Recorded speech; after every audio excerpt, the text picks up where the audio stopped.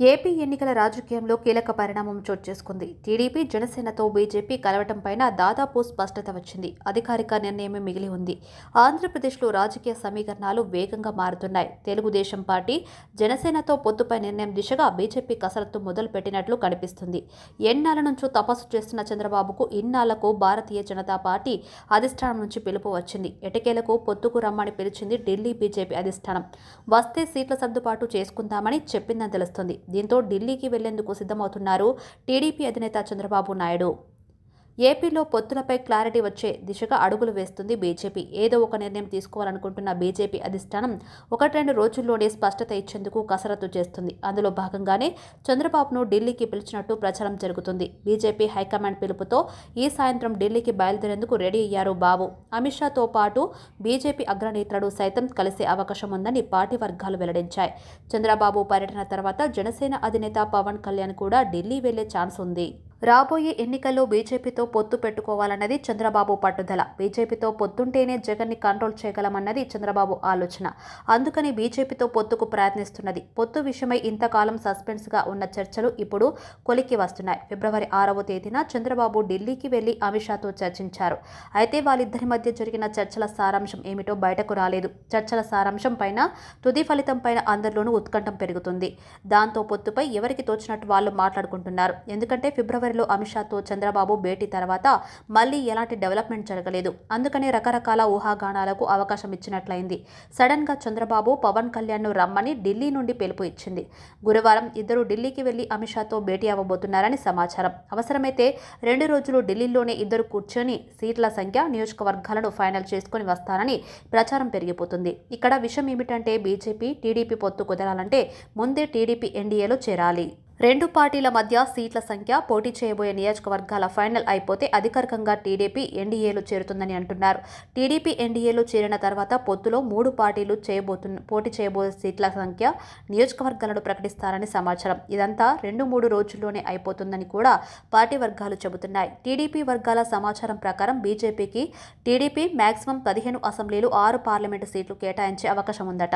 నిజానికి ఇప్పటికీ సీట్ల సర్దుబాటు చాలా ఆలస్యమైంది. ఒకవైపు వైసీపీలో జగన్మోహన్ రెడ్డి అభ్యర్థులను ఫైనల్ చేస్తూ ఎన్నికల ప్రచారంలో దూసుకుపోతున్నారు. మార్పులు అవసరం అనుకున్న 70 నియోజకవర్గాల్లో కొత్త అభ్యర్థులను ప్రకటించడంతో పాటు కొన్ని నియోజకవర్గాలకు ఎమ్మెల్యే అభ్యర్థులను మార్చారు. ఇంకా ఏమైనా మార్పులుంటాయా అన్నది తేలటం లేదు. ఒకవేళ అభ్యర్థులు మార్పులు, చేర్పులు అయిపోతే 105 నియోజకవర్గాల్లో సిట్టింగ్లకు టికెట్లు ఖాయమైపోయిందని అనుకోవాలి. మరి చంద్రబాబు, పవన్ ఢిల్లీ టూర్ తర్వాత పరిణామాలు ఎలాగుంటాయో చూడాలి.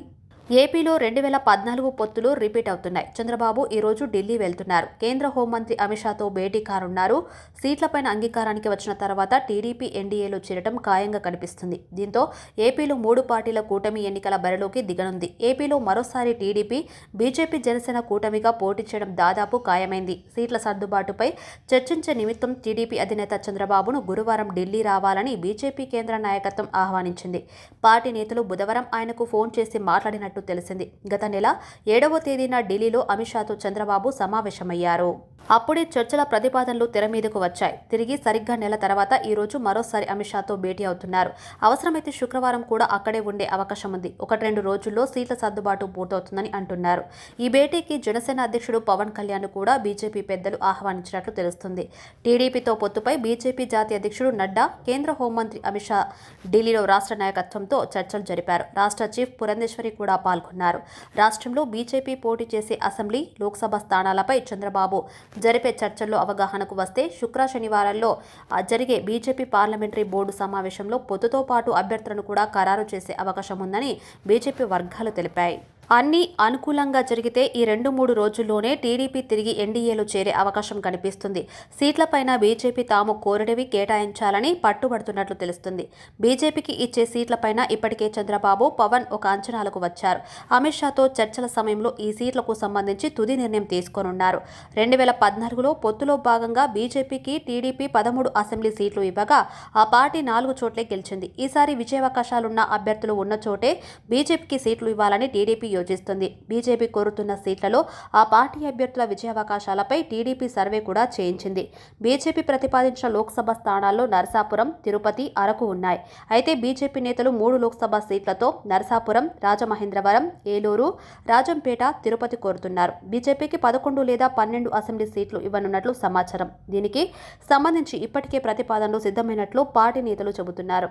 ఏపీ బీజేపీ నేతలు సైతం ఢిల్లీలోనే ఉండటంతో సీట్లు, పొత్తులపైన అధికారికంగా ప్రకటన ఉండే ఛాన్స్ ఉంది. ఏది ఏమైనా చంద్రబాబు ఢిల్లీ పర్యటన తర్వాత ఏపీలో రాజకీయంగా కీలక నిర్ణయాలు వెలువడే అవకాశమైతే కనిపిస్తుంది.